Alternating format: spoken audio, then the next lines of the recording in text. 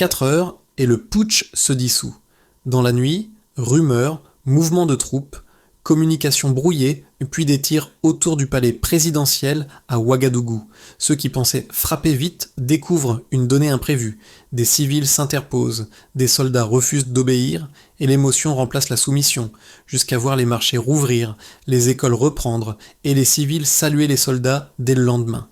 Alors pourquoi, avec Ibrahim Traoré au centre de l'image, cet échec devient-il une leçon publique sur la cohésion et le risque d'un silence imposé au Burkina Faso? Ce qui s'est joué en quelques heures ne se résume pas à l'échec d'un putsch. La promesse de cette séquence est plus large.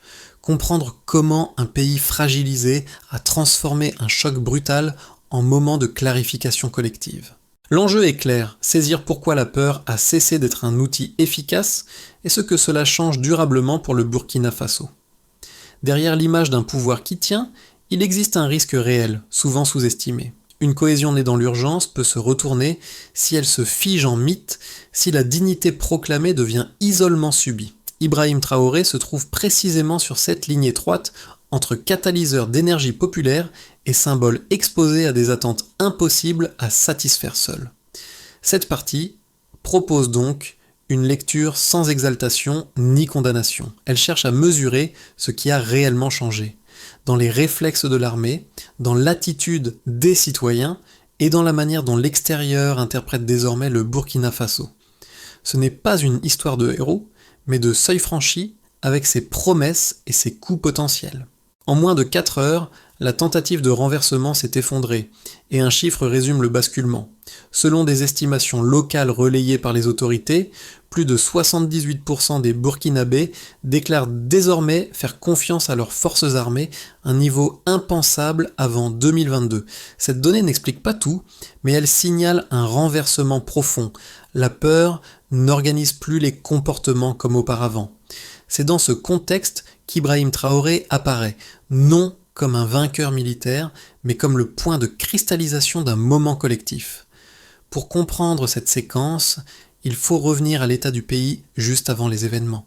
Le Burkina Faso sortait d'une période de pression multiple. Attaques armées répétées, soupçons de trahison interne, menaces extérieures persistantes. L'État semblait tenir par inertie plus que par adhésion. Beaucoup attendaient un scénario classique, une prise rapide des centres de pouvoir, suivi d'un silence imposé. Or, ce scénario a échoué sur un facteur rarement mesuré. La population n'a pas attendu de consignes. Des civils se sont interposés, des soldats sont restés dans les casernes, d'autres ont refusé des ordres contradictoires. Cette coordination diffuse, sans chef apparent, a désarticulé le calcul des assaillants. Ibrahim Traoré, en s'adressant calmement à la nation, n'a pas annoncé une victoire. Il a acté une réalité déjà visible dans la rue. L'adhésion ne se décrète plus par la force. Ce moment s'inscrit dans une dynamique plus large au Sahel. À Ouagadougou, comme à Bamako ou à Niamey, l'érosion de la peur produit des effets de contagion symbolique. Quand un pouvoir cesse d'être perçu comme imposé de l'extérieur, chaque geste devient signifiant.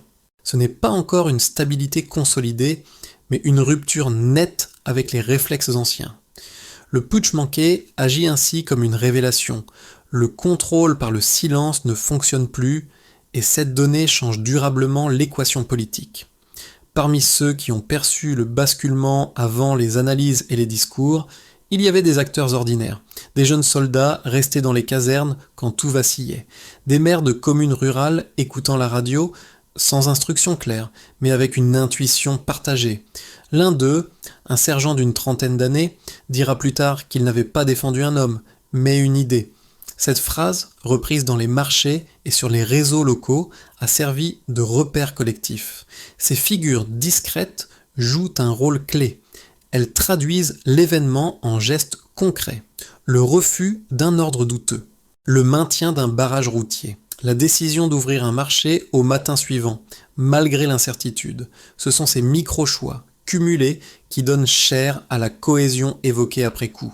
Ibrahim Traoré apparaît ici moins comme un commandant que comme un point de convergence.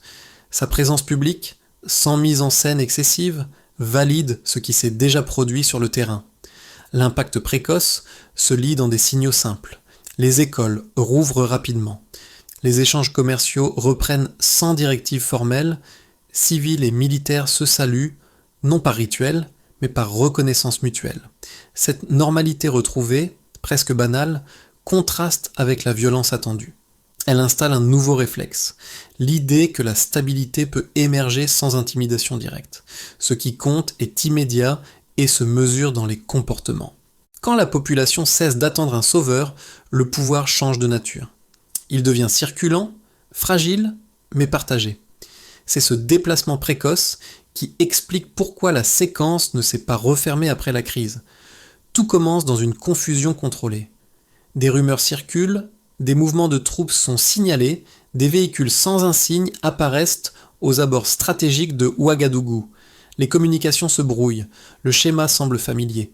Frapper vite, s'emparer des centres névralgiques, installer un fait accompli. Dans les premières heures, personne ne sait si le pouvoir va tomber ou muter. Le pays retient son souffle, suspendu à une mécanique déjà vue ailleurs. Le point de bascule survient quand cette mécanique se grippe. Des civils s'interposent entre les chars et les bâtiments officiels. Des soldats reçoivent des ordres contradictoires et choisissent de ne pas agir. D'autres restent en position sans tirer. Cette absence d'obéissance spectaculaire désarme les assaillants plus sûrement qu'une contre-offensive. Ibrahim Traoré apparaît alors, sans uniforme de parade, entouré d'hommes épuisés. Il ne proclame pas une victoire. Il formule une limite. On peut tuer un homme, pas arrêter un mouvement. La phrase, filmée par un téléphone, circule immédiatement. À ce moment précis, la peur change de camp. Les heures suivantes confirment le basculement. Aucun couvre-feu total ne s'impose. Les marchés rouvrent, les écoles reprennent, les civils saluent les soldats. Ce qui aurait dû être un temps de paralysie devient une démonstration de continuité. Les analystes étrangers parleront de miracle. Sur place, beaucoup y verront une évidence. Le calcul de la peur a cessé de fonctionner. Puis les répercussions se propagent rapidement. Dans les casernes, la loyauté se redéfinit moins par la hiérarchie que par la perception du sens. Dans les quartiers, les discussions remplacent l'attente anxieuse. Dans les campagnes, les radios locales relaient les mêmes mots: dignité, unité, responsabilité. Ibrahim Traoré devient un repère, non parce qu'il ordonne, mais parce qu'il incarne une retenue. Il n'exploite pas l'émotion, il la laisse circuler. Cette séquence révèle un paradoxe. Plus l'isolement diplomatique menace, plus l'unité intérieure se renforce. Le pouvoir n'est plus strictement vertical. Il se diffuse à travers des gestes ordinaires. Les décisions locales gagnent en légitimité parce qu'elles sont observées et commentées. La tentative de renversement, loin d'affaiblir l'État, l'oblige à se redéfinir sous le regard d'une population mobilisée. Ce fil des événements montre pourquoi le patch s'est effondré si vite. Il n'a rencontré personne prêt à le suivre durablement. La peur n'a pas trouvé de relais. En quelques heures, une dynamique ancienne s'est brisée, remplacée par une autre, plus fragile mais plus exigeante. Ce n'est pas la fin des risques. C'est le début d'un nouvel équilibre, né d'une crise qui devait imposer le silence et qui a, au contraire, donné la parole. Avant la séquence de septembre, la relation entre l'État, l'armée et la population reposait sur une base fragile. La confiance institutionnelle était basse, fragmentée par des années d'insécurité et de promesses non tenues. Le premier indicateur permet de mesurer le déplacement. Selon des estimations locales, plus de 78% des Burkinabés déclarent aujourd'hui faire confiance aux forces armées nationales, soit près de 30 points de plus qu'avant 2022. Ce delta ne signifie pas une approbation inconditionnelle. Il indique un basculement. L'armée n'est plus perçue comme une entité distante, mais comme une composante du tissu social.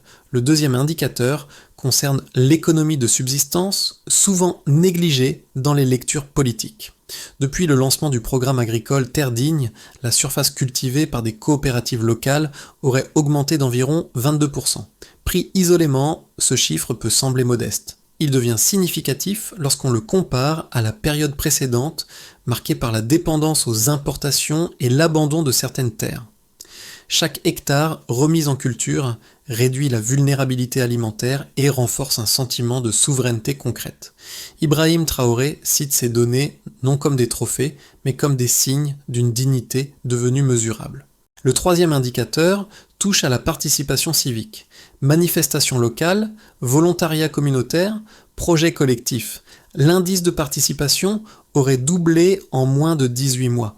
ce delta est crucial, car il traduit un changement de comportement plutôt qu'un simple effet de discours. Là où l'isolement international devait étouffer l'élan national, il a paradoxalement stimulé l'auto-organisation. Des réseaux d'entraide se sont structurés, des marchés informels se sont stabilisés et certaines écoles sont devenues des foyers d'éducation civique. Pris ensemble, ces trois mesures dessinent une trajectoire cohérente. Elles ne racontent pas une réussite spectaculaire, mais une révolution lente. Chaque point de pourcentage, chaque hectare, chaque initiative collective correspond à une ligne d'un récit plus large. Celui d'un pays qui remplace progressivement la résignation par la responsabilité partagée. Ces chiffres ont aussi leurs limites. Ils reposent sur des estimations locales, parfois difficiles à vérifier de manière indépendante. Ils ne disent rien des zones encore fragilisées, ni des tensions persistantes, mais leur cohérence dans le temps leur donne du poids. Ils montrent que la tentative de renversement n'a pas figé la société, elle a accéléré une dynamique déjà en cours. Le passage de l'état initial aux écarts observés éclaire ainsi le cœur de la séquence. La stabilité ne provient pas d'un contrôle renforcé, mais d'une adhésion élargie. Ibrahim Traoré agit ici comme révélateur, plutôt que comme moteur unique. Les données suggèrent que, tant que cette adhésion se maintient, la peur aura du mal à redevenir un instrument central de gouvernement. Deux lectures opposées dominent désormais les débats autour de la trajectoire burkinabé. La première, largement relayée dans certaines chancelleries occidentales, présente Ibrahim Traoré comme un dirigeant populiste porté par une vague émotionnelle dangereuse. Selon cette analyse, la rhétorique de la dignité masquerait une fragilité économique profonde et exposerait le Burkina Faso à un isolement prolongé. Le risque évoqué est celui d'un romantisme révolutionnaire, séduisant à court terme, mais coûteux sur la durée. Cette critique mérite d'être prise au sérieux. L'histoire récente montre que des élans populaires peuvent s'épuiser, surtout lorsqu'ils se heurtent à des contraintes budgétaires, diplomatiques ou sécuritaires. L'autarcie, même partielle, peut rapidement peser sur les ménages et limiter les marges de manœuvre de l'État. Dans ce cadre, l'inquiétude porte moins sur l'intention que sur la capacité à transformer l'élan moral en résultat durable.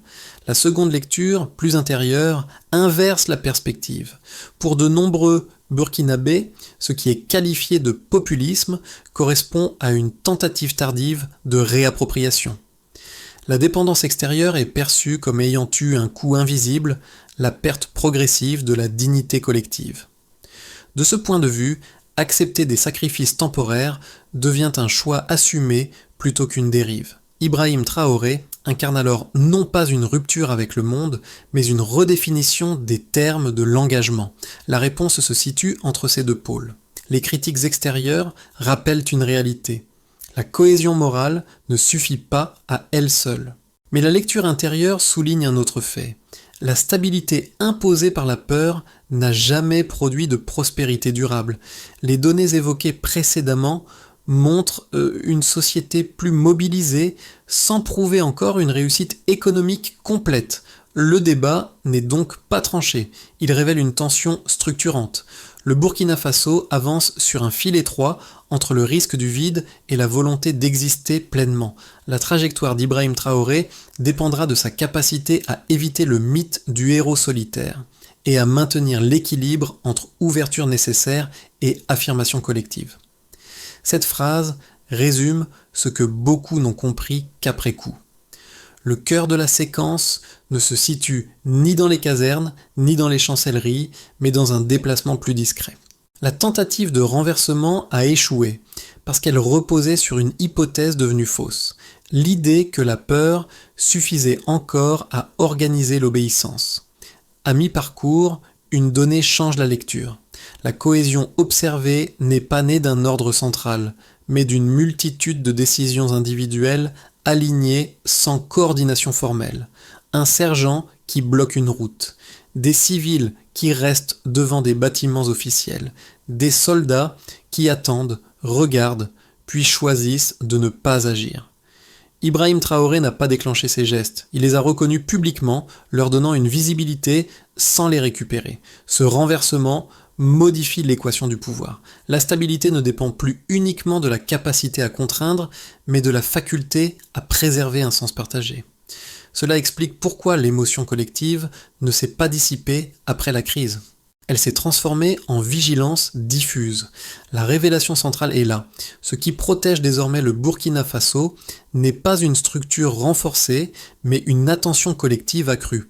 Cette protection est moins spectaculaire, plus fragile, mais aussi plus difficile à neutraliser de l'extérieur. Les effets de la séquence se lisent d'abord du côté de l'État. Les institutions burkinabées, fragilisées par des années de crises successives, voient leur légitimité renforcée par le comportement même de la population. L'armée bénéficie d'un niveau de confiance inédit, non parce qu'elle a imposé l'ordre, mais parce qu'elle a été perçue comme alignée avec les civils. Les administrations confrontées à une société plus attentive doivent désormais justifier leurs décisions. Cette pression diffuse modifie les routines internes et renforce la demande de transparence. Ibrahim Traoré, dans ce cadre, agit comme un point d'équilibre. Il incarne l'autorité sans pouvoir ignorer le regard collectif. Du côté des entreprises et des activités économiques locales, l'impact est plus discret, mais réel. L'incertitude immédiate a laissé place à une audace mesurée. Des coopératives agricoles et de petites unités de transformation ont maintenu ou relancé leurs activités, portées par la confiance que le pays ne replongerait pas dans le chaos. Le commerce intérieur reprend progressivement, soutenu par des circuits courts et des réseaux d'entraide. Même les investisseurs extérieurs, encore prudents, observent un environnement capable de résilience, ce qui modifie lentement les anticipations. Pour les citoyens, les conséquences sont les plus visibles. L'engagement civique progresse sous des formes variées, associations locales, initiatives éducatives, projets communautaires. Les jeunes, en particulier, perçoivent un espace nouveau pour agir. Ils organisent des débats, documentent des pratiques agricoles, créent des réseaux d'entraide. Dans les zones rurales, les paysans constatent un soutien accru aux coopératives, une meilleure sécurisation des récoltes et des échanges communautaires plus fréquents. Ibrahim Traoré devient ici une référence symbolique, mais l'action reste largement décentralisée. À l'échelle régionale, enfin, l'impact dépasse les frontières. Les pays voisins observent un Burkina Faso capable de résister à une tentative de déstabilisation sans s'effondrer. Cette expérience nourrit des recompositions d'alliances au Sahel, fondées davantage sur la confiance et la souveraineté partagée que sur l'intimidation. Le effet Traoré, évoqué par certains diplomates, ne désigne pas une exportation de modèles, mais une inspiration morale. Il suggère que la stabilité peut émerger de l'intérieur, même dans un contexte de forte pression extérieure. Ces 4 niveaux montrent une même logique. La crise n'a pas seulement été surmontée, elle a redistribué les responsabilités. L'État, l'économie, les citoyens et la région évoluent désormais sous une contrainte nouvelle, celle d'une population qui a cessé de considérer la peur comme une fatalité. Cette donnée, plus que toute autre, structure les conséquences à long terme. À l'horizon des 6 à 12 prochains mois, la trajectoire du Burkina Faso peut se décliner en 3 scénarios distincts, tous conditionnés par le maintien ou l'érosion de la cohésion observée. Le scénario de base repose sur une continuité prudente. La mobilisation citoyenne se stabilise sans s'amplifier ni disparaître. Les institutions fonctionnent sous tension, mais tiennent. Les coopératives agricoles poursuivent dans leur développement progressif et la confiance dans l'armée reste élevée. Dans ce cadre, Ibrahim Traoré agit comme un facilitateur discret, veillant à ne pas concentrer excessivement le pouvoir, tout en conservant un rôle de repère symbolique. Le scénario optimiste suppose une extension de cette dynamique. L'unité nationale dépasse le moment de crise et inspire d'autres pays du Sahel. Les initiatives locales se multiplient, portées par une jeunesse plus impliquée et des réseaux communautaires plus structurés. Des partenariats régionaux émergent autour de projets concrets, respectueux de la souveraineté burkinabé. L'économie locale gagne en robustesse, non par afflux massif de capitaux, mais par accumulation d'initiatives modestes. Ibrahim Traoré, dans cette configuration, parvient à incarner une transition où le leadership soutient sans absorber l'énergie collective. Le scénario pessimiste met en lumière les fragilités persistantes, des pressions externes accrues où des tensions internes non résolues pourraient fissurer l'unité. Des acteurs opportunistes exploiteraient des fractures sociales ou économiques, réintroduisant la peur dans certaines zones. La mobilisation civique reculerait alors, réduisant l'efficacité des initiatives locales. Ibrahim Traoré serait confronté à un dilemme: renforcer l'autorité au risque de centraliser excessivement ou préserver l'ouverture au risque d'une perte de contrôle. Quelle que soit l'issue, une recommandation transversale s'impose. La stabilité future dépendra moins de mesures spectaculaires que de décisions quotidiennes. Si la conscience collective reste prioritaire, alors la sécurité suivra. Si elle s'effrite, aucune structure ne suffira. Le futur du Burkina Faso se jouera ainsi dans cet équilibre fragile entre vigilance partagée et responsabilité institutionnelle. À ce stade, la transformation ne se lie plus seulement dans les institutions ou les chiffres, mais dans l'expérience quotidienne des individus. Pour les jeunes, le message dominant n'est plus l'attente d'un emploi ou d'une protection venue d'en haut, mais l'idée que l'initiative locale compte. Des clubs de débat apparaissent dans les établissements scolaires. Des projets d'innovation sociale, parfois modestes, trouvent un écho nouveau. Chaque réussite, même limitée, renforce la conviction que l'action collective peut produire des résultats visibles. Dans les zones rurales, l'effet est tout aussi tangible. Les paysans bénéficient d'un soutien accru aux coopératives agricoles et d'une meilleure sécurisation des récoltes. Les échanges communautaires se densifient, favorisant des pratiques collectives qui réduisent l'isolement. Le travail de la terre est de plus en plus perçu comme un acte de souveraineté concrète, reliant effort individuel et stabilité collective. Cette lecture du quotidien transforme la dignité en geste répété, plutôt qu'en slogan. Pour d'autres segments de la société, notamment les acteurs associatifs et éducatifs, l'ouverture est similaire. Les initiatives locales gagnent en légitimité. Les citoyens se sentent autorisés à proposer, à questionner, à participer. Cette participation n'est pas uniforme, mais elle s'étend. Elle crée un tissu social plus dense, capable d'absorber des chocs sans se désagréger immédiatement. Ces effets ne constituent pas une garantie, ils offrent une fenêtre. La leçon transposable est simple. Les transformations durables commencent par des gestes accessibles. Observer, s'organiser, coopérer, mesurer les résultats. Dans ce cadre, la trajectoire du Burkina Faso rappelle que la stabilité ne se décrète pas. Elle se construit à hauteur d'individus par une accumulation d'engagements ordinaires. Pour transformer l'élan actuel en progrès durable, une feuille de route pragmatique s'impose, centrée sur des actions mesurables plutôt que sur des déclarations générales. La première étape consiste à renforcer la participation citoyenne. Les comités de quartier, associations de jeunes et coopératives locales doivent être soutenus par des moyens simples et rapides. Cette action peut être portée par collectivités locales et organisations communautaires immédiatement avec des cycles trimestriels et son suivi peut se faire à travers nombre de projets lancés et taux de participation régulière. La deuxième étape vise à consolider l'économie locale. Il s'agit de soutenir les circuits agricoles et artisanaux, d'améliorer l'accès à la formation et à des financements adaptés.